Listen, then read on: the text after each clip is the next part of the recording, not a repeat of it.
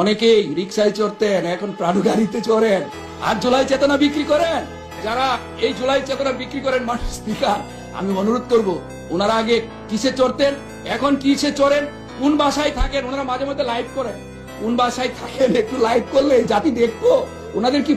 এখন আগে কোথায় ছিলেন, এখন পরিবর্তনটা কিরকম হয়েছে। মাননীয় স্পিকার, रुको जरा सबर करो, बोला धक्का मुक्की नहीं करने का।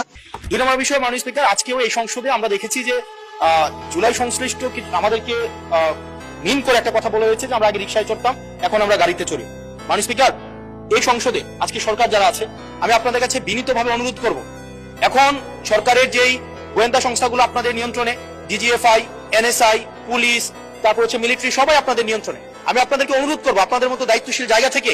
এলিগেশনের টোনে এলিগেশন না দিয়ে আপনারা তদন্ত করে যদি 1 টাকার দুর্নীতি, 1 টাকার কোন ধরনের অসৎ উপায়ের কোন ধরনের আপনারা প্রমাণ করতে পারেন, আমি এই সংসদ থেকে